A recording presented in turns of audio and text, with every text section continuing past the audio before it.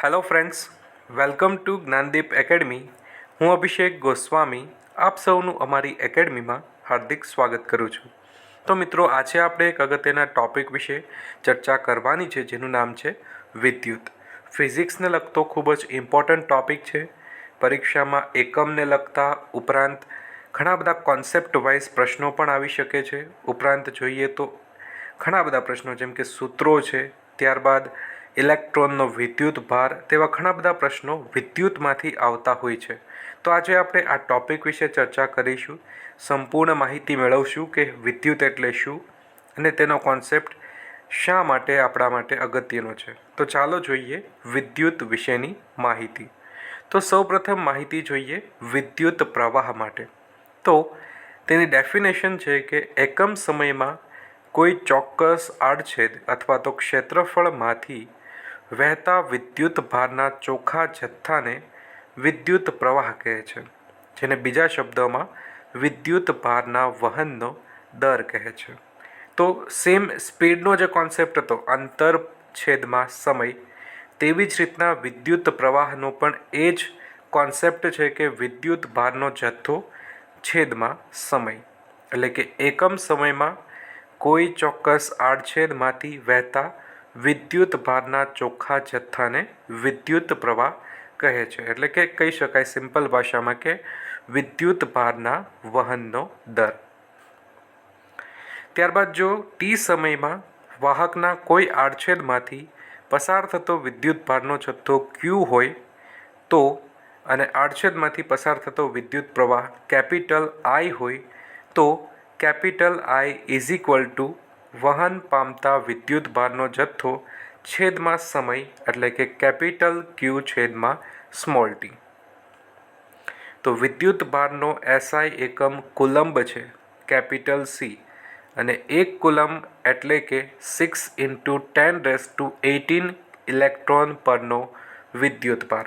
ખૂબ જ important point છે, તમારે ખાસ યાદ રાખવાનો છે કે વિદ્યુત ભારનો એસઆઈ એકમ કુલંબ છે અને 1 કુલંબ એટલે કે 6 × 10⁻18 ઇલેક્ટ્રોન પરનો વિદ્યુત ભાર.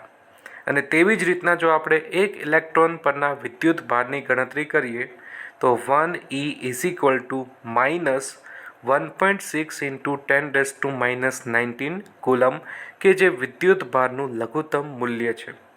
તો ખાસ આ બધા ફેક્ટ યાદ રાખવાના છે, નંબર્સ યાદ રાખવાના છે. પરીક્ષામાં વારંવાર આ નંબર્સ આવતા હોય છે. ત્યારબાદ વિદ્યુત પ્રવાહના એસઆઈ એકમ એમ્પિયરની વ્યાખ્યા. તો વિદ્યુત પ્રવાહનો એસઆઈ એકમ છે એમ્પિયર, તે પણ તમારે ખાસ યાદ રાખવાનું છે.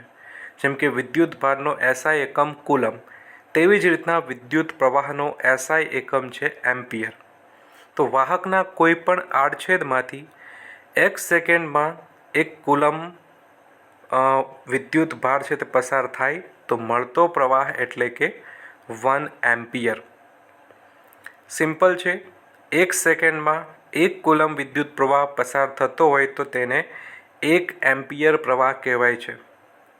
તો ફ્રેન્ચ વૈજ્ઞાનિક એન્ડ્રે મેરી એમ્પિયર નામના વૈજ્ઞાનિકે વિદ્યુત પ્રવાહનો એકમ એમ્પિયર આપ્યો હતો. મીન્સ કોન્સેપ્ટ છે એમ્પિયરનો, તે એમ્પિયર નામના વૈજ્ઞાનિક જે ફ્રાન્સ દેશના હતા, તેમણે આ કોન્સેપ્ટ આપ્યો હતો. ખાસ યાદ રાખવાનું છે, એન્ડ્રે મેરી એમ્પિયર.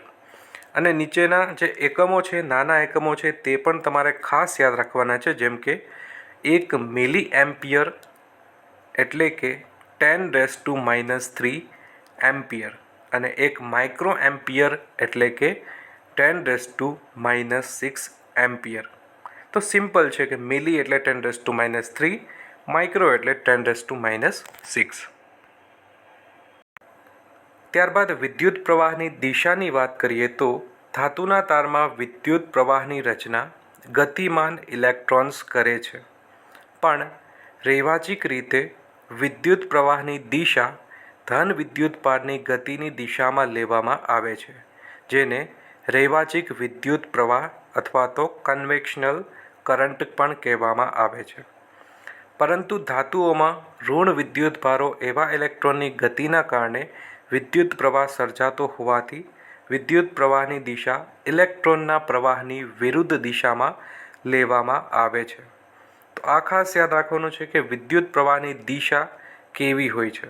તો વિદ્યુત પ્રવાહની દિશા સિમ્પલ આપણે જોઈએ તો ઋણથી ધન તરફ હોય છે, પરંતુ રેવાચિક રીતે કન્વેન્શનલ કરંટની વાત કરીએ તો તેમાં ધન વિદ્યુત ભારની જે ગતિ હોય છે તે દિશામાં વિદ્યુત પ્રવાહની દિશા ગણવામાં આવતી હતી.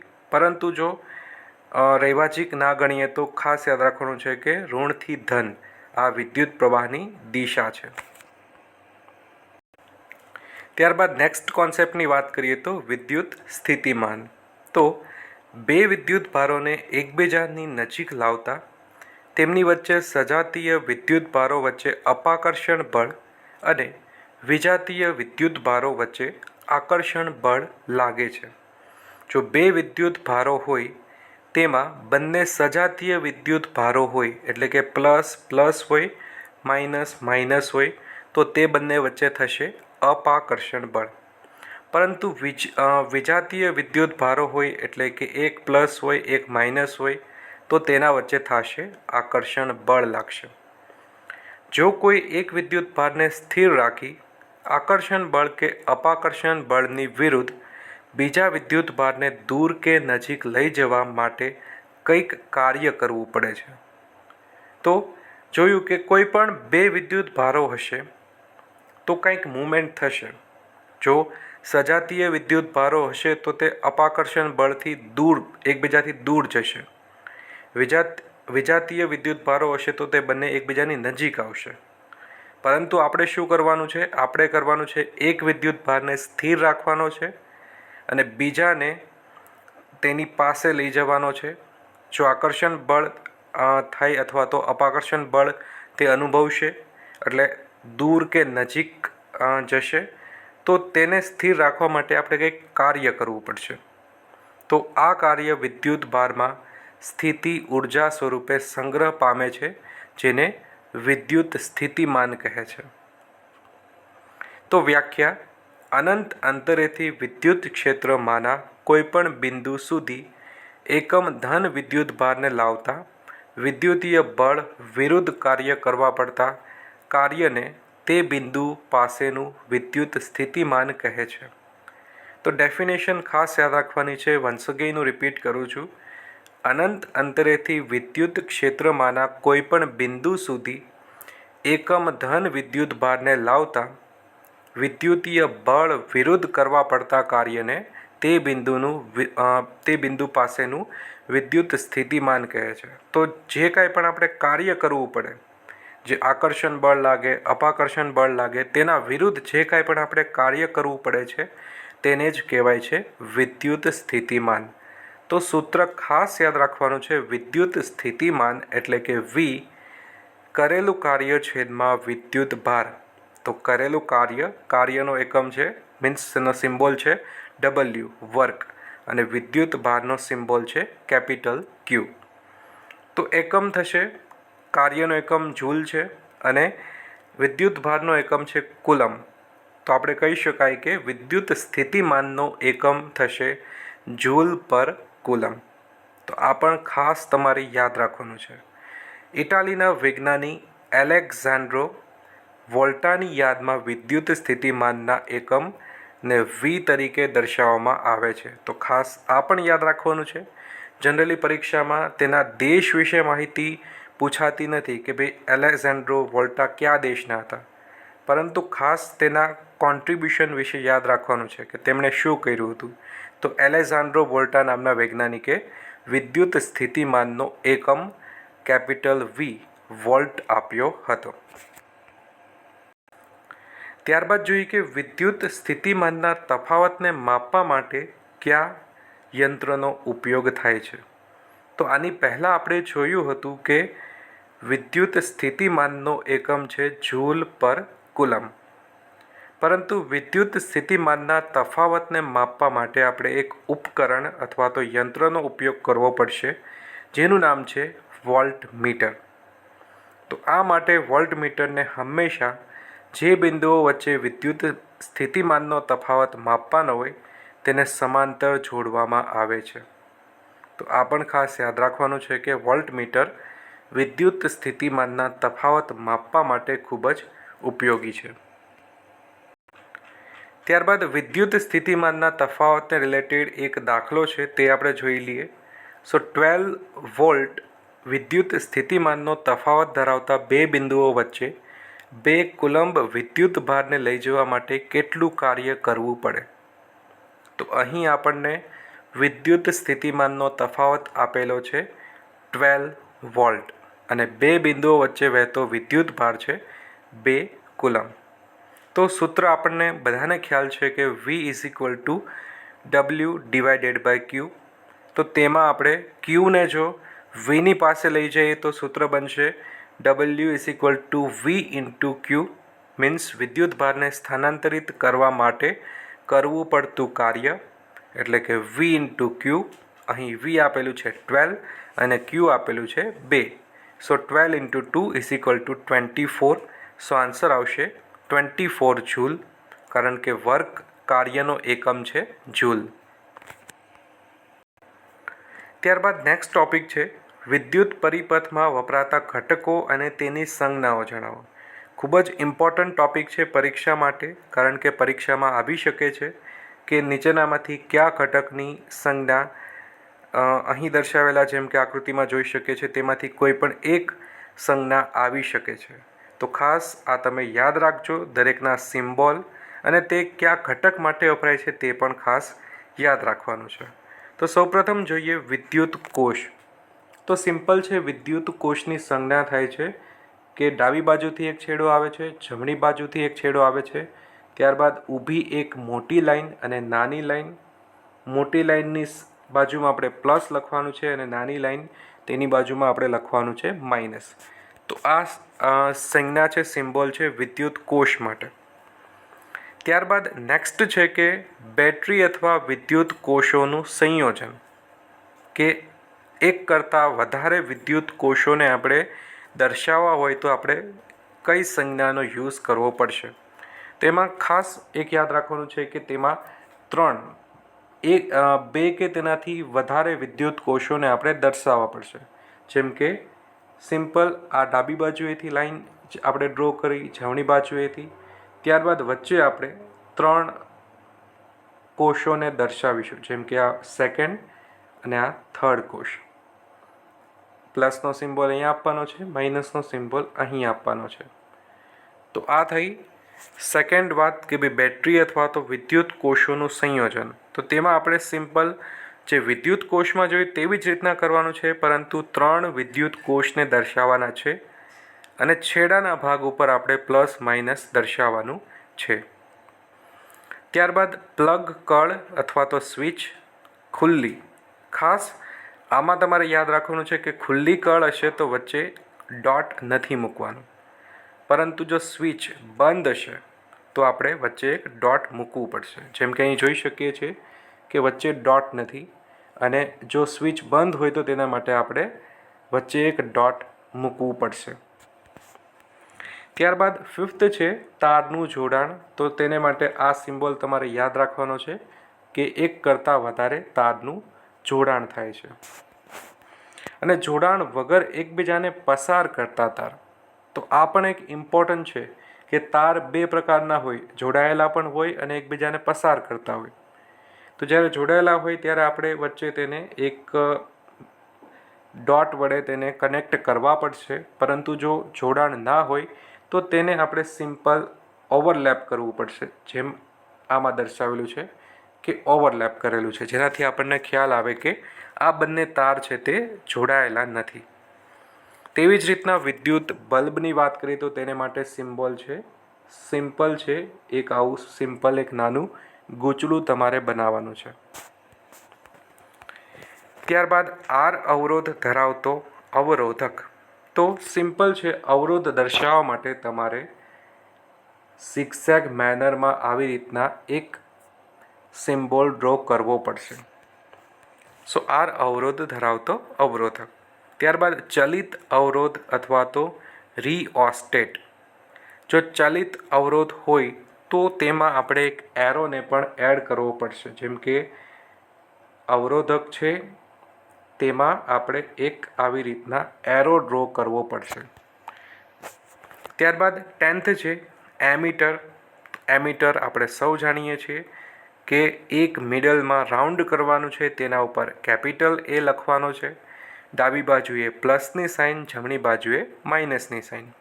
તેવી જ રીતના વોલ્ટમીટરની વાત કરીએ તો વચ્ચે આપણે રાઉન્ડમાં કેપિટલ વી લખવાનો છે, ડાબી બાજુએ પ્લસની સાઇન અને જમણી બાજુએ માઇનસની સાઇન.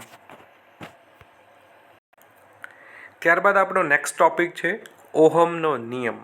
તો ઓહમનો નિયમ કહે છે કે અચળ તાપમાને વાહક તારમાંથી પસાર થતો વિદ્યુત પ્રવાહ તે વાહકના બે છેડા વચ્ચે લાગુ પડેલા વિદ્યુત સ્થિતિમાનના તફાવત વીના સમપ્રમાણમાં હોય છે.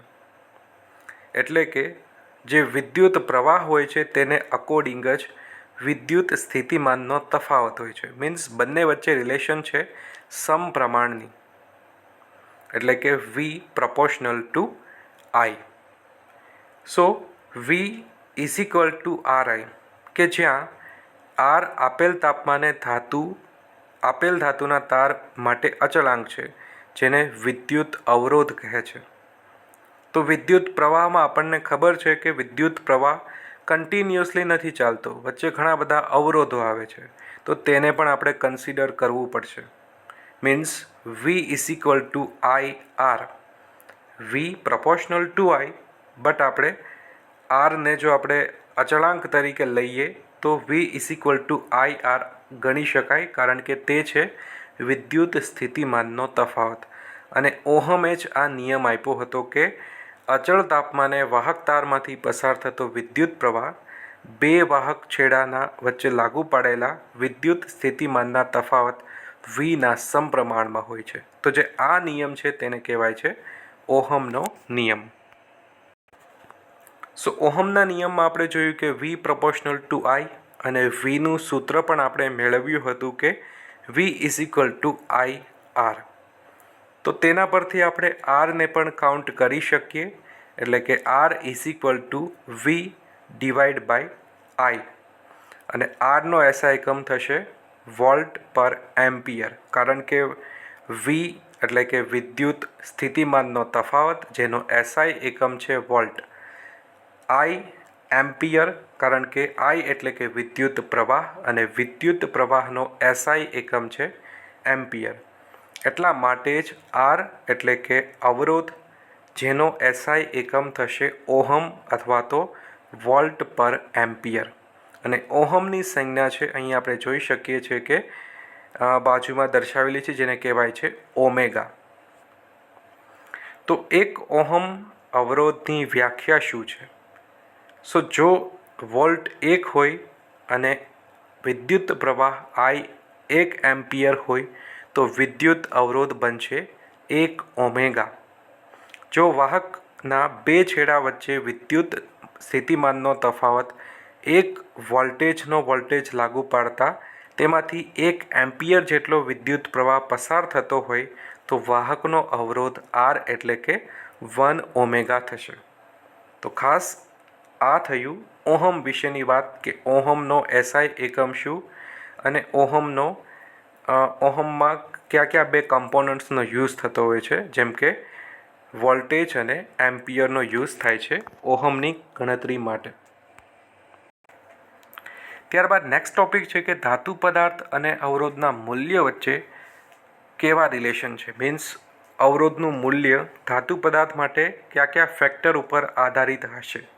તો ધાતુ પદાર્થના અવરોધનું મૂલ્ય પદાર્થની જાત, તાપમાન, વાહકની લંબાઈ અને તેના આડછેદના ક્ષેત્રફળ વગેરે પર આધાર રાખે છે. જેમ કે ધાતુ પદાર્થનું તાપમાન વધતા અવરોધ વધે છે, વાહકની લંબાઈ વધતા અવરોધમાં વધારો થાય છે, અને વાહકના આડછેદનું ક્ષેત્રફળ વધતા અવરોધ ઘટે છે. આ 3 રિલેશન તમારે ખાસ યાદ રાખવાની છે કે જો તાપમાન વધે તો અવરોધ વધે છે, જો વાહક તારની લંબાઈ વધે તો પણ અવરોધ વધે છે, પરંતુ ખાસ યાદ રાખવાનું છે કે વાહકના આડછેદનું ક્ષેત્રફળ વધે છે તો અવરોધ ઘટે છે. ત્યારબાદ આપણે નેક્સ્ટ જોઈએ કે એક અગત્યનું રીઝન, પરીક્ષાની દૃષ્ટિએ ખાસ ઇમ્પોર્ટન્ટ નથી પરંતુ લોજિકલ ક્વેશ્ચન છે. તો જોઈએ કે વિદ્યુત ઉષ્મીય સાધનોમાં મિશ્ર ધાતુઓ શા માટે વપરાય છે? તો આન્સર છે કે મિશ્ર ધાતુઓની અવરોધકતા તેમની મૂળ ધાતુઓની અવરોધકતા કરતાં વધુ છે. તો આ મેઇન રીઝન છે, વિદ્યુત ઉષ્મીય સાધનોમાં મિશ્ર ધાતુઓનો યુઝ વધુ થાય છે કારણ કે મિશ્ર ધાતુઓની અવરોધકતા તેમની મૂળ ધાતુઓની અવરોધકતા કરતાં વધુ હોય છે, કે જે ધાતુઓમાંથી જે બનાવવામાં આવે છે તે મિશ્ર ધાતુઓમાં અવરોધકતા છે તે વધી જાય છે. તો મિશ્ર ધાતુઓ ઊંચા તાપમાને ત્વરિત ઓક્સિડાઇઝ થતી નથી. આ કારણથી વ્યવહારમાં વિદ્યુત ઉષ્મીય સાધનોમાં મિશ્ર ધાતુઓનો ઉપયોગ થાય છે. મીન્સ મિશ્ર ધાતુઓ ઊંચા તાપમાને પણ દહન થઈ શકતી નથી, ઓક્સિડાઇઝ થઈ શકતી નથી.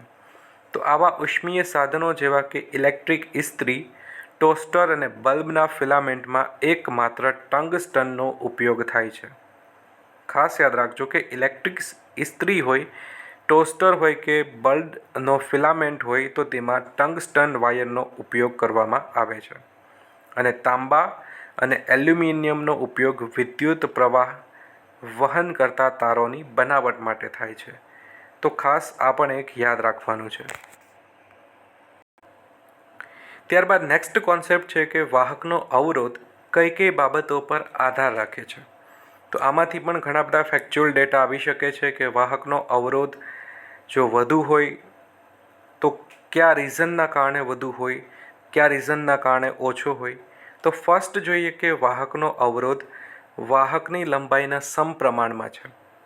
આ એક યાદ રાખવાનું છે, આર પ્રપોર્શનલ ટુ લેન્થ, કે વાહકની લંબાઈ જેમ વધુ હશે તેમ વાહકનો અવરોધ વધુ હશે. સેકન્ડ, વાહકનો અવરોધ વાહકના આડછેદના ક્ષેત્રફળના વ્યસ્ત પ્રમાણમાં હોય છે. Means R proportional to 1/Ampere area. So જેમ આડછેદનું ક્ષેત્રફળ વધુ હશે તેમ વાહકનો અવરોધ ઘટશે. અને પહેલાં પણ આપણે આ રિલેશન જોઈ હતી.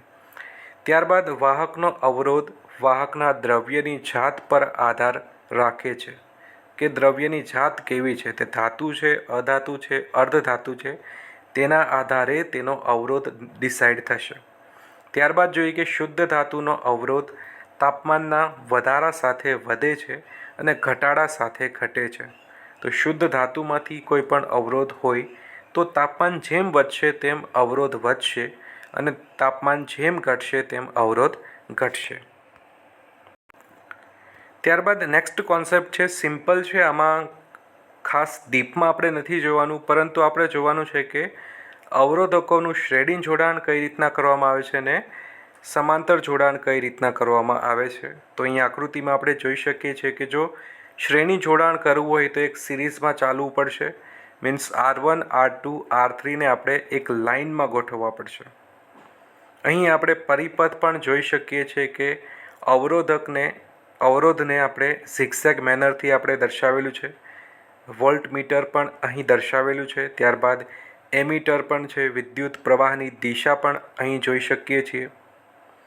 ત્યારબાદ કે કળને પણ આપણે જોઈ શકીએ છીએ, ચાપ, અને ઘણા બધા વિદ્યુત પરિપથોને પણ જોઈ શકીએ છીએ. વિદ્યુત કોષને એકસાથે ગોઠવેલા છે. તો આ છે વિદ્યુત પરિપથની પણ આકૃતિ. અને અહીં આપણે શ્રેણી જોડાણની વાત કરીએ તો R1, R2, R3 શ્રેણીમાં જોડાયેલા છે, એક સિરીઝમાં છે. પરંતુ સમાંતર જોડાણની વાત કરીએ તો તેમાં જોઈ શકીએ છીએ R1, R2, R3 ત્રણેય સમાંતર છે, એક શ્રેણીમાં નથી. તો ખાસ આ એક ડિફરન્સ છે શ્રેણી જોડાણ અને સમાંતર જોડાણ વચ્ચેનો. ત્યારબાદ અવરોધકોના શ્રેણી જોડાણની લાક્ષણિકતાઓ વિશે વાત કરીએ તો સૌપ્રથમ છે કે આ પ્રકારના શ્રેણી જોડાણમાં પરિપથના દરેક અવરોધકોમાંથી વહેતો પ્રવાહ સમાન હોય છે.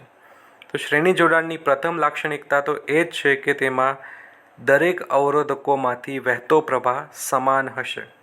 સેકન્ડ, શ્રેણીમાં જોડેલા બધા અવરોધકો પરનો કુલ વોલ્ટેજ ડ્રોપ દરેક અવરોધક તાર પરના વોલ્ટેજ ડ્રોપના સરવાળા બરાબર હોય છે. અને થર્ડ છે કે આ પરિપથના સમતુલ્ય અવરોધકનું મૂલ્ય પરિપથના મોટામાં મોટા અવરોધ કરતાં પણ મોટું હોય છે. તો આ ત્રણેય લાક્ષણિકતાઓ તમારે ખાસ યાદ રાખવાની છે. થર્ડ લાક્ષણિકતા તમારે યાદ રાખવાની છે કે સમતુલ્ય અવરોધકનું મૂલ્ય એ પરિપથના સૌથી મોટામાં મોટા અવરોધ કરતાં પણ મોટું હોય છે. સિમ્પલ છે, અહીં ત્રણેયનો સરવાળો થાય છે, R1, R2, R3. એટલે કહી શકાય કે જે ત્રણેયનું જે સમતુલ્ય અવરોધક હશે તે R1 અથવા તો R2 અથવા તો R3 ત્રણેય કરતાં મોટું હશે. અને અહીં ખાસ એ યાદ રાખવાનું છે કે વિદ્યુત પ્રવાહ સેમ હશે, તેનું મૂલ્ય છે તે દરેક અવરોધકોમાં સેમ હશે. ત્યારબાદ સમાંતર જોડાણની લાક્ષણિકતાઓ શું છે? તો સમાંતર જોડાણના દરેક અવરોધકો પરનો વોલ્ટેજ ડ્રોપ સમાન મળે છે. સમાંતર જોડાણના દરેક અવરોધકમાંથી પસાર થતા પ્રવાહનો સરવાળો કુલ પ્રવાહ જેટલો મળે છે. સમાંતર જોડાણના સમતુલ્ય અવરોધ Rનું વ્યસ્ત દરેક અવરોધોના વ્યસ્તના સરવાળા બરાબર હોય છે. અને ફોર્થ છે કે સમતુલ્ય અવરોધનું મૂલ્ય એ સમાંતર જોડાણમાં જોડેલા અવરોધકોમાંના નાનામાં નાના અવરોધ કરતાં પણ નાનું મળે છે. તો ડિફરન્સ આપણે જોઈ શકીએ છીએ કે શ્રેણી જોડાણમાં વોલ્ટેજ ડ્રોપ છે તે સમાન ન હતા. ત્યારબાદ કે પ્રવાહ પણ શ્રેણી જોડાણમાં સેમ હતા, પરંતુ અહીં સમાંતર જોડાણમાં ત્રણેયનો સરવાળો થશે કે દરેક અવરોધકોમાંથી પસાર થતો પ્રવાહનો સરવાળો એટલે કે કુલ પ્રવાહ. સમાંતર જોડાણમાં જે અવરોધનું મૂલ્ય છે તે 1/R1, 1/R2, 1/R2 ત્રણેયનો સરવાળો કરવાનો છે. શ્રેણી જોડાણમાં હતું R1 + R2 + R3, પરંતુ સમાંતર જોડાણ માટે આપણે 1/R1 + 1/R2 + 1/R3 કરવાનું છે. અને ખાસ એ પણ યાદ રાખવાનું છે કે સમતુલ્ય અવરોધનું મૂલ્ય સમાંતરમાં જોડેલા અવરોધકોમાંના નાનામાં નાના અવરોધ કરતાં પણ નાનું હોય છે. શ્રેણી જોડાણમાં કેવું હતું કે મોટામાં મોટા અવરોધ કરતાં પણ સમતુલ્ય અવરોધનું મૂલ્ય મોટું હતું, પણ અહીં તેનાથી વિપરીત નાનામાં નાના અવરોધ કરતાં પણ સમતુલ્ય અવરોધનું મૂલ્ય નાનું મળે છે. ત્યારબાદ નેક્સ્ટ જોઈએ કે શ્રેણી જોડાણની ખામીઓ, ત્રુટીઓ જણાવો. તો શ્રેણી પરિપથમાં વિદ્યુત પ્રવાહ સમગ્ર પરિપથમાં સમાન હોય છે. આથી વિદ્યુત બલ્બ અને વિદ્યુત હીટરને વિદ્યુત શ્રેણીમાં જોડી શકાય નહીં, કારણ કે તેમને સંપૂર્ણપણે ચલાવવા માટે જુદા જુદા વિદ્યુત પ્રવાહની જરૂર પડે છે. બીજી ખામી એ છે કે જ્યારે પરિપથનો એક ઘટક કાર્ય કરતો બંધ થાય ત્યારે શ્રેણીમાં જોડેલા બધા જ ઘટકો કાર્ય કરતા બંધ થઈ જાય. એટલે કોઈ એક જ સાધનને કાર્ય કરવાની જરૂર હોય ત્યારે શ્રેણીમાં જોડેલા બધા જ સાધનો પર કાર્ય કરતા હોવા જોઈએ, જેથી વિદ્યુતનો વ્યય છે તે વધુ થાય છે. તો શ્રેણી જોડાણ મોસ્ટ ઓફ એની ખામીઓ ઘણી બધી છે, જેમ કે વિદ્યુત બલ્બ અને વિદ્યુત હીટરને આપણે એક સાથે શ્રેણીમાં જોડી શકીએ નહીં, કારણ કે બંનેને અલગ અલગ વિદ્યુત પ્રવાહની જરૂર પડે છે. તો બંનેને એક વિદ્યુત પ્રવાહમાં આપણે ગોઠવી શકીએ નહીં. સેકન્ડ ખામી એ જ છે કે જ્યારે કોઈ પણ એક ઘટક બંધ થશે તો સંપૂર્ણ તંત્ર બંધ થઈ જશે, સંપૂર્ણ પરિપથ બંધ થઈ જશે, અટકી જશે.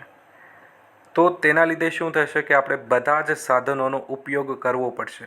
કોઈ પણ એક સાધનના ઉપયોગની જરૂર હોય તો પણ પરિપથના દરેક ઘટકોનો ઉપયોગ આપણે સ્ટાર્ટ રાખવો પડશે, જેથી વિદ્યુતનો એક્સ્ટ્રા વ્યય થશે. તો આ હતી શ્રેણી જોડાણની ખામીઓ. ત્યારબાદ નેક્સ્ટ ટોપિક છે સમાંતર જોડાણના ફાયદાઓ. તો ખાસ યાદ રાખવાનું છે કે શ્રેણી જોડાણમાં ઘણી બધી ખામીઓ હતી, પરંતુ સમાંતર જોડાણમાં આપણને ફાયદાઓ જોવા મળે છે. જેમ કે સમાંતર પરિપથમાં જો કોઈ એક વિદ્યુત સાધનને કોઈ ખામીને કારણે કાર્ય કરતું બંધ થઈ જાય તો પણ સમાંતર જોડાણમાં જોડેલા બીજા વિદ્યુત સાધનો સામાન્ય રીતે કાર્ય કરે છે. તો શ્રેણી જોડાણમાં જોયું હતું કે કોઈ પણ એક ઘટક પણ બંધ થઈ જાય, કાર્ય કરતો બંધ થઈ જાય તો સમગ્ર પરિપથ, સમગ્ર તંત્ર છે તે બંધ પડી જાય છે, પરંતુ સમાંતર જોડાણમાં એક ઘટકને નુકસાન થાય તો બીજા ઘટકો તો પોતાના કાર્ય કરી શકે છે. સમાંતર જોડાણમાં બધા વિદ્યુત સાધનોને પોતાની સ્વિચ હોય છે, જેના વડે તેઓને બીજા વિદ્યુત સાધનોને અસર કર્યા સિવાય ચાલુ કે બંધ કરી શકાય. તો આ પણ એક બેનિફિટ છે. થર્ડ જોઈએ કે વિદ્યુત પાવર સપ્લાયના દરેક સાધનોને સમાન વોલ્ટેજ મળે છે. સમાંતર જોડાણમાં દરેક ઘટકો દરેક સાધનોને સમાન વોલ્ટેજ મળે છે, પરંતુ શ્રેણી જોડાણમાં વોલ્ટેજનું મૂલ્ય જુદું જુદું હોય છે. વિદ્યુત સાધનોના સમાંતર જોડાણમાં જો પાવર સપ્લાય ઊંચું હોય તો પરિપથનો અવરોધ ઘટી જાય છે. તો આ પણ એક બેનિફિટ છે સમાંતર જોડાણનો. તો આ હતો આજનો આપણો ટૉપિક વિદ્યુતને રિલેટેડ. આજના ટૉપિકમાં આપણે સૌપ્રથમ વિદ્યુત પ્રવાહ વિશે વાત કરી, વિદ્યુત ભાર વિશે વાત કરી, વિદ્યુત સ્થિતિમાનના તફાવત વિશે પણ જોયું અને લાસ્ટમાં અવરોધ વિશે પણ ડિટેલમાં ચર્ચા કરી. આઈ હોપ તમને હવે કોઈ પણ ડાઉટ્સ નહીં હોય વિદ્યુતના ટૉપિક વિશે. હજી પણ 2-3 ટૉપિક બાકી છે, તેને આપણે નેક્સ્ટ વિડીયોમાં જોઈશું, પરંતુ મેઇન ટૉપિક્સ કે જે પરીક્ષામાં અવારનવાર આવતા હોય છે તેના વિશે આપણે માહિતી મેળવી લીધી છે. તો આઈ હોપ કે તમને બધાને બરોબર સમજાઈ ગયું હશે. જો તમને અમારો વિડીયો ગમે તો વિડીયોને લાઇક કરજો, કોમેન્ટ કરજો, બીજા મિત્રોને પણ શેર કરજો અને અમારી ચેનલને સબસ્ક્રાઈબ કરવાનું ભૂલતા નહીં. અને જો તમારે અમારા વોટ્સએપ ગ્રુપ અથવા તો ટેલિગ્રામ ચેનલમાં પણ જોઈન થવું હોય તો આ વિડીયોના ડિસ્ક્રિપ્શનમાં એક લિંક આપેલી હશે અને તે લિંક દ્વારા તમે અમારા વોટ્સએપ ગ્રુપ અથવા તો ટેલિગ્રામ ચેનલમાં પણ જોઈન થઈ શકશો. તો આજ પૂરતી આટલું જ. Thank you for watching this video. Have a nice day.